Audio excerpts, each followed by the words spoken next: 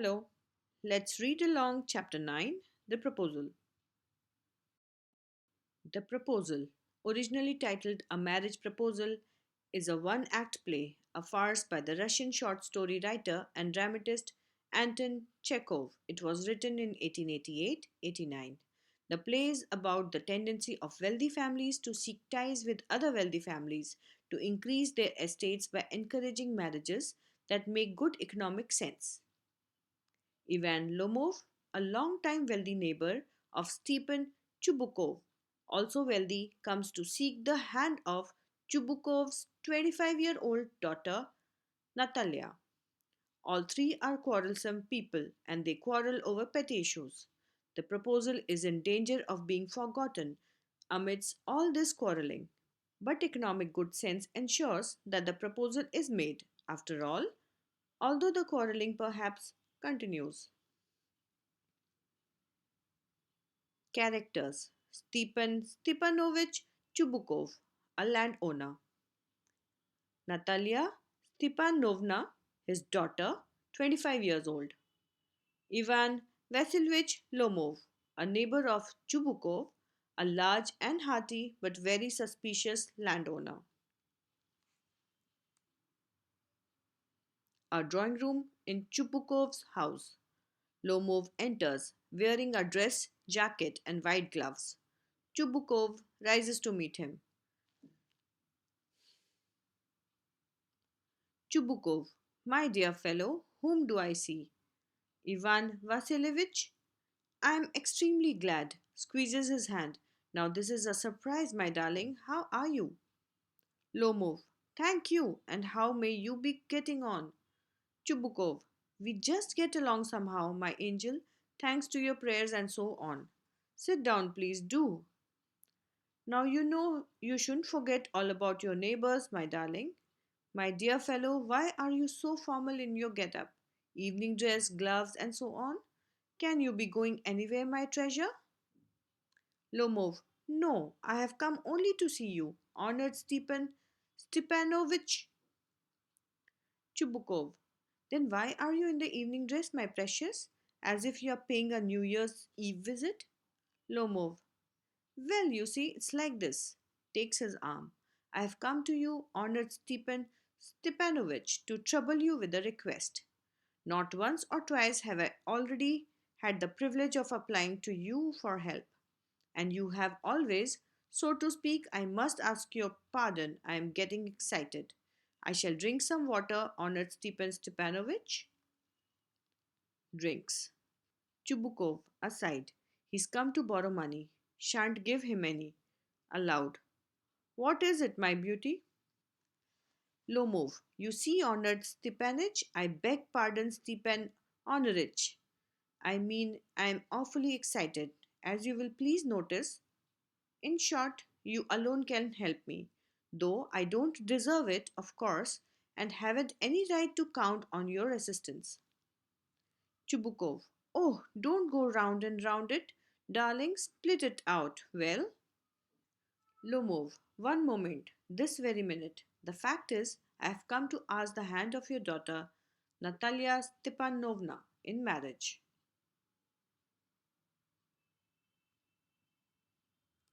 Chubukov, joyfully, by Jove, Ivan Vasilievich, say it again. I didn't hear it all. Lomov, I have the honor to ask. Chubukov, interrupting, my dear fellow, I am so glad, and so on. Yes, indeed, and all that sort of thing. Embraces and kisses Lomov. I have been hoping for it for a long time. It's been my continual desire. Sheds a tear. And I've always loved you, my angel, as if you were my own son. May God give you both His help and His love, and so on. And so much hope. What am I behaving in this idiotic way for? I am off my balance with joy, absolutely off my balance. Oh, with all my soul, I'll go and call Natasha and all that. Lomov, greatly moved. Honored Stepan Stepanovich, do you think I may count on her consent? Chubukov, why, of course, my darling, and as if she won't consent. She's in love. Egad, she's like a lovesick cat, and so on. Shan't be long. Exit. Lomov. It's cold. I am trembling all over, just as if I had got an examination before me. The great thing is, I must have my mind made up. If I give myself time to think, to hesitate, to talk a lot, to look for an ideal or for real love, then I'll never get married. Brr, it's cold. Natalia Stepanovna is an excellent housekeeper, not bad looking, well educated. What more do I want? But I am getting a noise in my ears from excitement. Drinks. And it's impossible for me not to marry. In the first place, I am already 35, a critical age, so to speak. In the second place, I ought to lead a quiet and regular life. I suffer from palpitations, I am excitable and always getting awfully upset. At this very moment, my lips are trembling and there's twitch in my right eyebrow. But the very worst of all is the way I sleep. I no sooner get into bed and begin to go off when suddenly something in my left side gives a pull, and I can feel it in my shoulder and head. I jump up like a lunatic, walk about a bit, and lie down again. But as soon as I begin to get off to sleep, there's another pull, and this may happen 20 times. Natalia Stepanovna comes in. Natalia.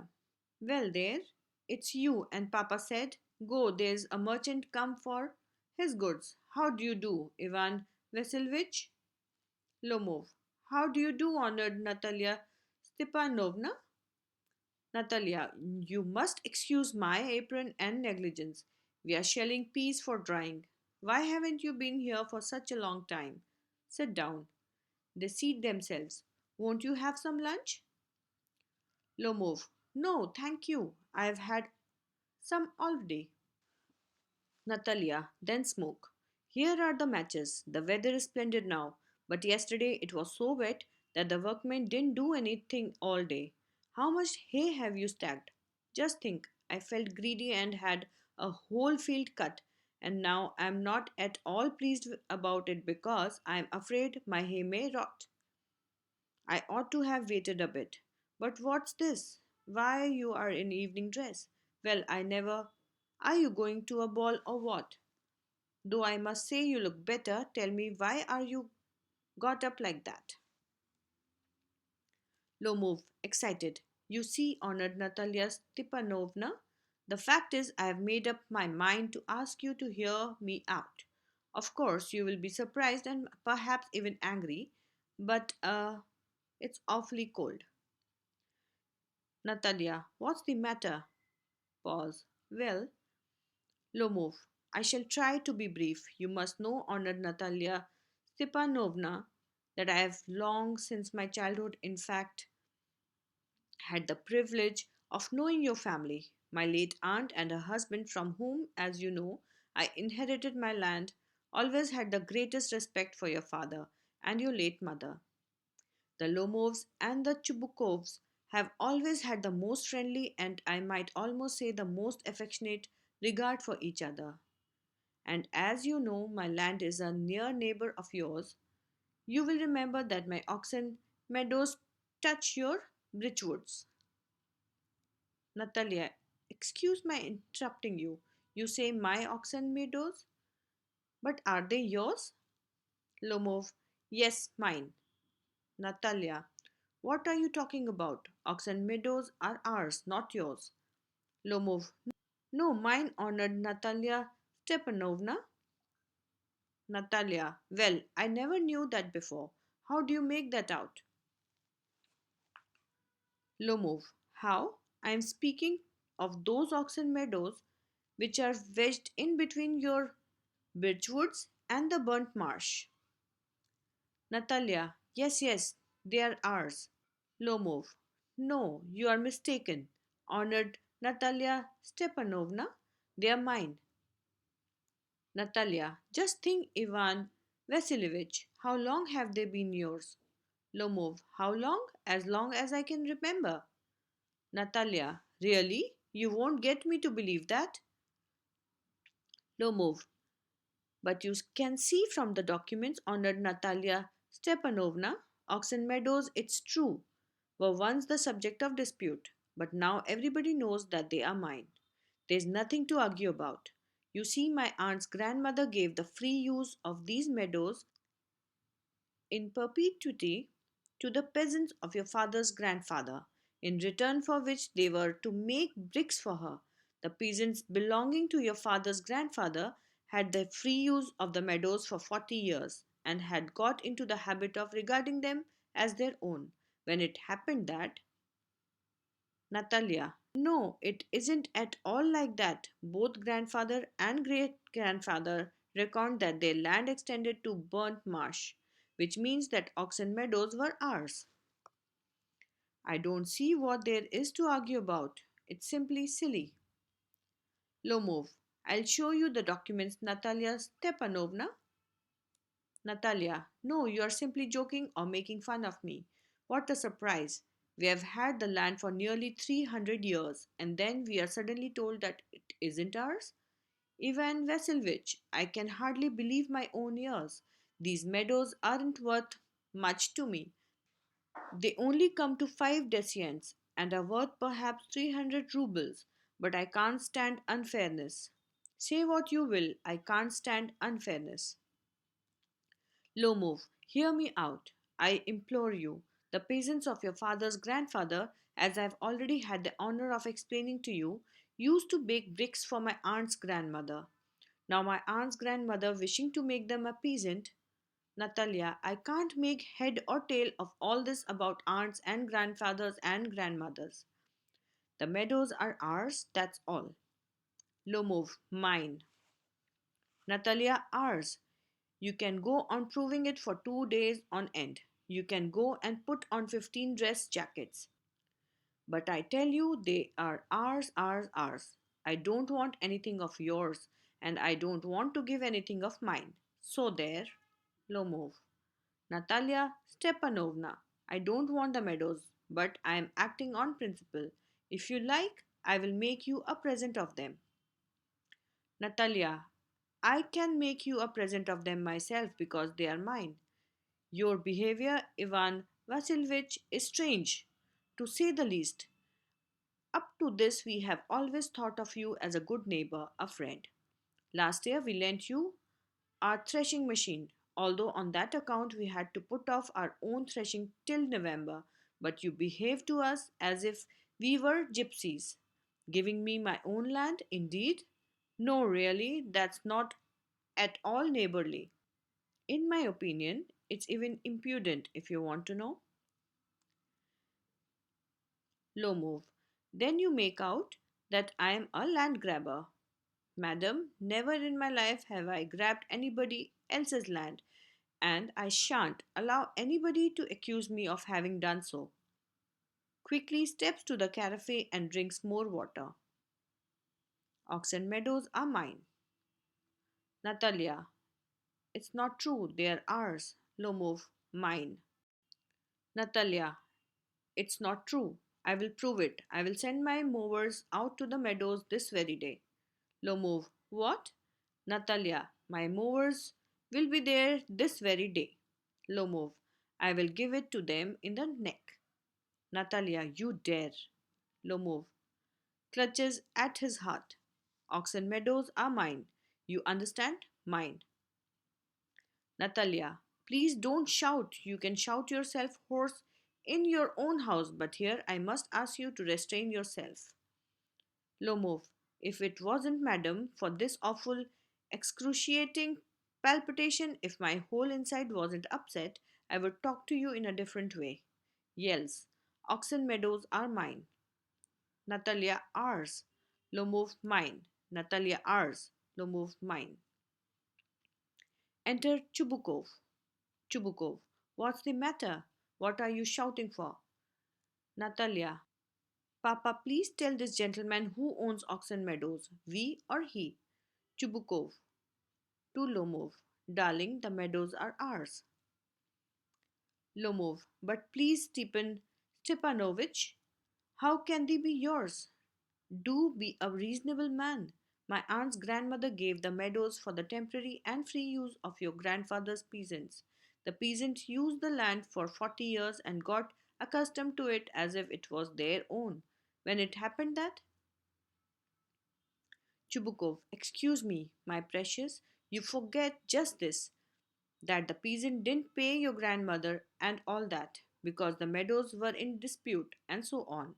And now everybody knows that they are ours. It means that you haven't seen the plan.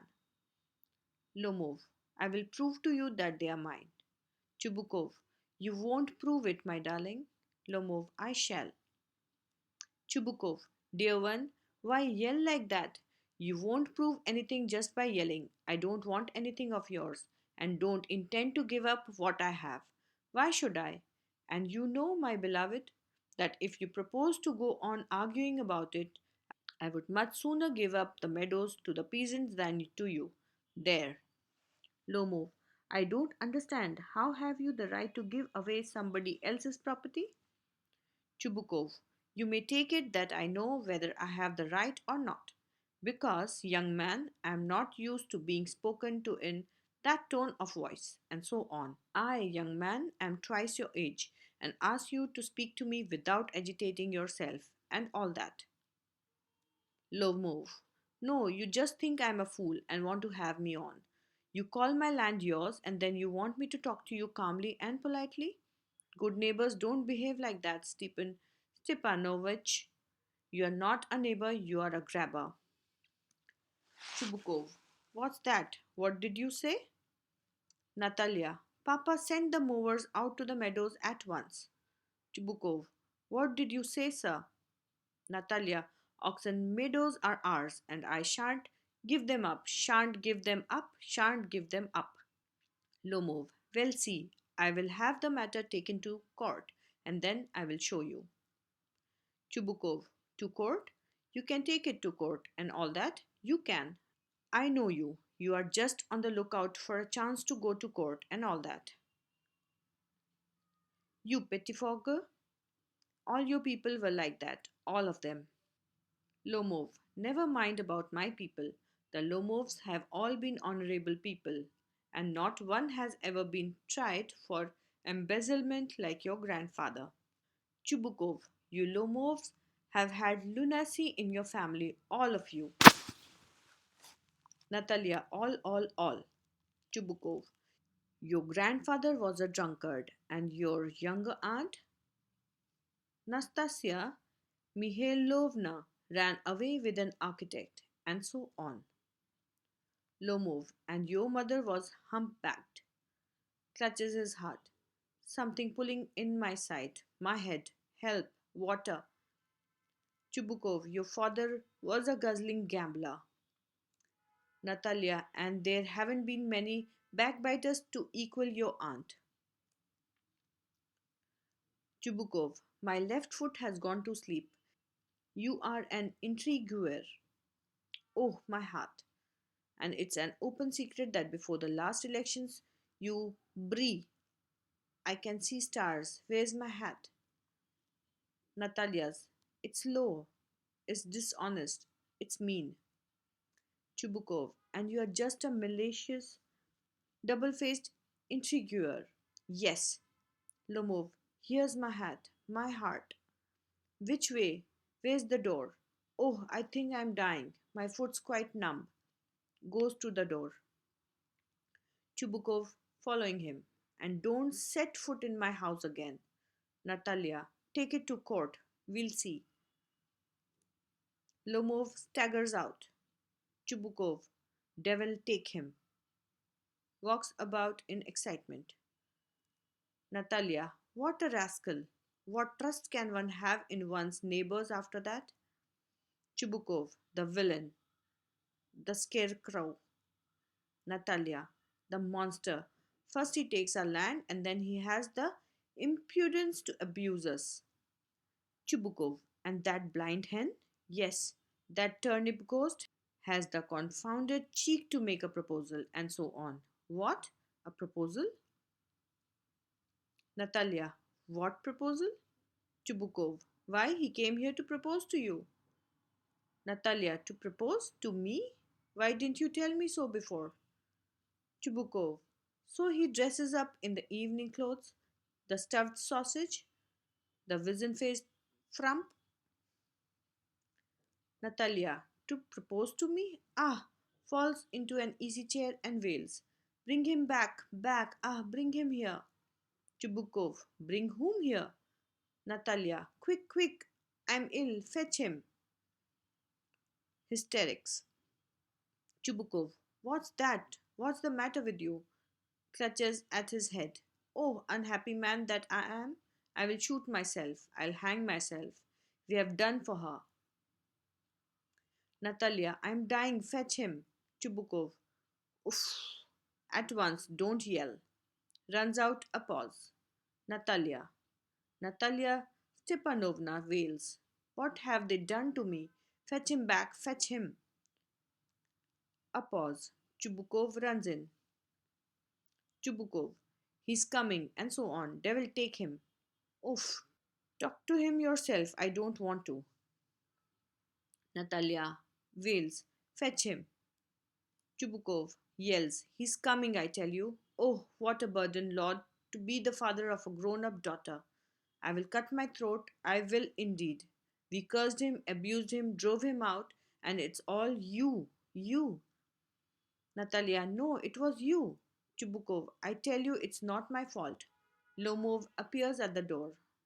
Now you talk to him yourself. Exit. Lomov. Lomov enters exhausted. My heart's palpitating awfully. My foot's gone to sleep. There's something that keeps pulling in my side. Natalia. Forgive us, Ivan Vasilievich. We were all a little heated. I remember now. Oxen Meadows really are yours. Lomov. My heart's beating awfully. My meadows? My eyebrows are both twitching. Natalia. The meadows are yours. Yes, yours. Do sit down. They sit. We were wrong. Lomov. I did it on principle. My land is worth little to me, but the principle. Natalia. Yes, the principle just so. Now let's talk of something else. Lomov. The more so as I have evidence. My aunt's grandmother gave the land to your father's grandfather's peasants. Natalia. Yes, yes, let that pass. Aside. I wish I knew how to get him started. Aloud. Are you going to start shooting soon? Low move. I am thinking of having a go at the blackcock, honored Natalia Stepanovna after the harvest. Oh, have you heard? Just think what a misfortune I have had. My dog, guess, who you know has gone lame. Natalia, what a pity. Why? Lomov, I don't know. Must have got his leg twisted or bitten by some other dog. My very best dog, to say nothing of the expense. I gave Mironov 125 rubles for him. Natalia. It was too much, Ivan Vasilievich. Lomov. I think it was very cheap. He's a first rate dog. Natalia. Papa gave 85 rubles for his squeezer, and squeezer is heaps better than guess. Lomov. Squeezer better than guess? What an idea. Laughs. Squeezer better than guess?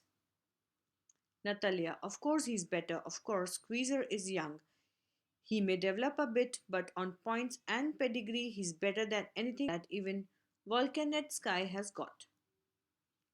Lomov. Excuse me, Natalia Stepanovna, but you forgot that he is overshot, and an overshot always means the dog is bad hunter.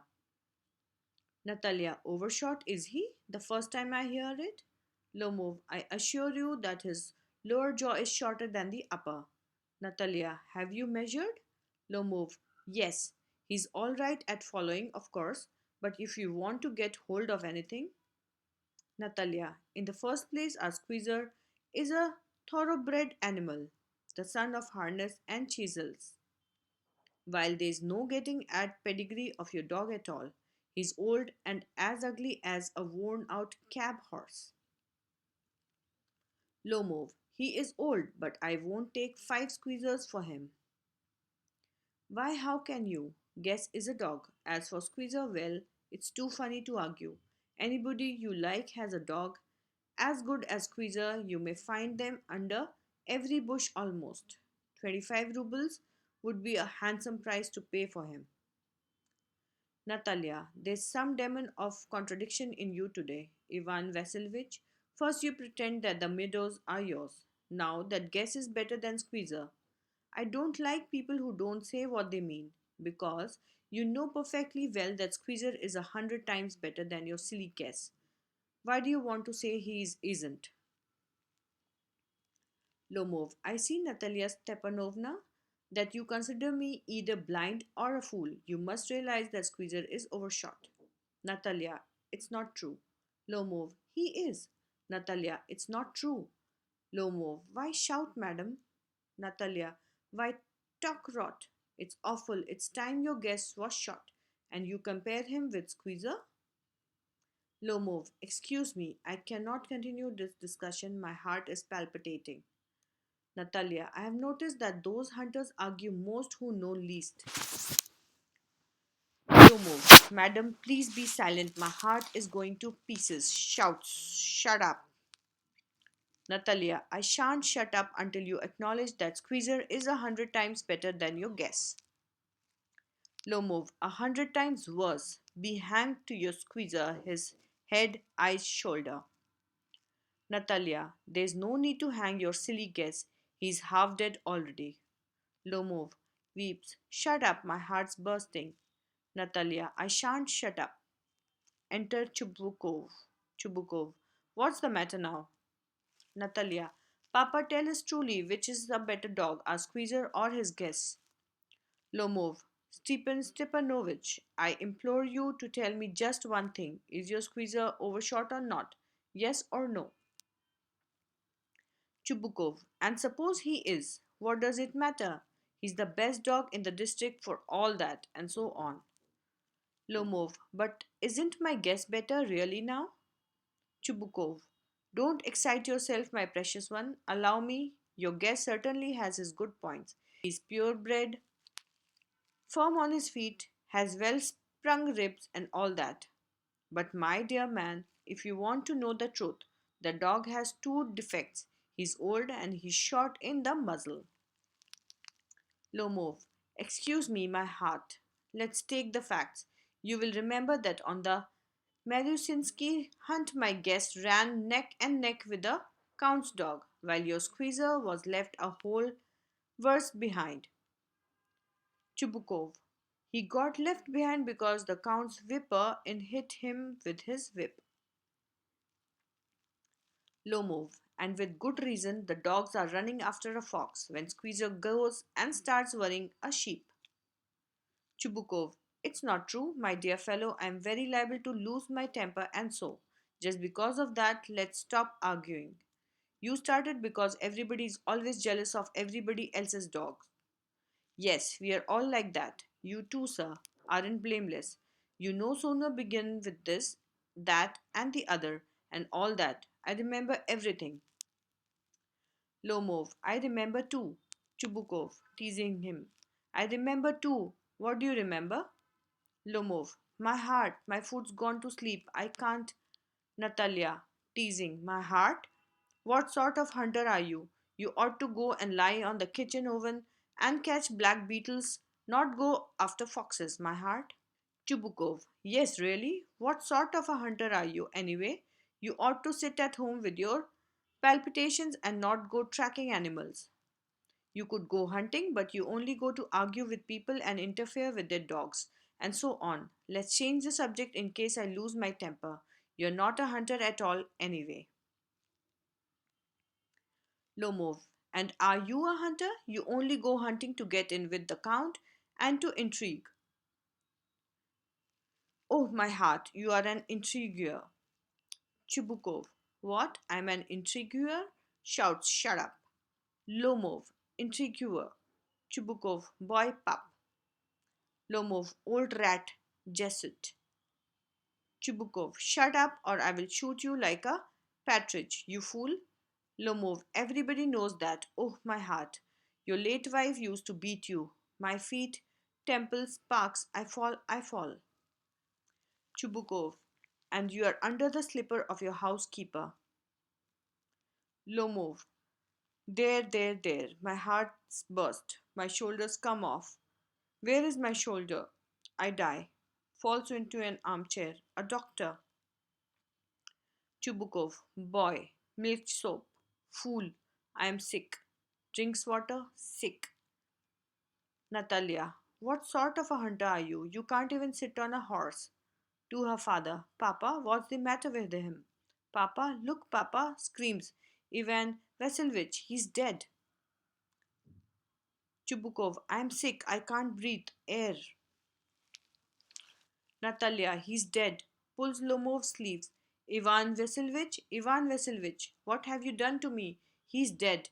Falls into an armchair. A doctor, a doctor. Hysterics. Chubukov, oh, what is it? What's the matter? Natalia wails, he's dead, dead. Chubukov, who's dead? Looks at Lomov. So he is. My word, water? A doctor lifts a tumbler to Lomov's mouth. Drink this. No, he doesn't drink. It means he's dead. And all that. I'm the most unhappy of men. Why don't I put a bullet into my brain? Why haven't I cut my throat yet? What am I waiting for? Give me a knife. Give me a pistol. Lomov moves. He seems to be coming round. Drink some water, that's right. Lomov, I see stars, mist. Where am I? Chubukov, hurry up and get married, and well, to the devil with you. She's willing. He puts Lomov's hand into his daughter's. She's willing and all that. I give you my blessings and so on. Only leave me in peace. Lomov, getting up. What? To whom? Chubukov, she's willing. Well, kiss and be damned to you. Natalia wails. He's alive. Yes, I'm willing. Chubukov, kiss each other. Lomov, kiss whom? They kiss. Very nice too, excuse me. What's it all about? Oh, now I understand. My heart stars. I'm happy. Natalia Stepanovna kisses her hand. My foot's gone to sleep. Natalia, I'm happy too. Chubukov, what a weight off my shoulders. Oof. Natalia, but still you will admit now that guess is worse than squeezer. Lomov, better. Natalia, worse. Chubukov, well, that's a way to start your family bliss. Have some champagne. Lomov, he's better. Natalia, worse. Chubukov, trying to shout her down. Champagne. Thank you. I hope you like this audio.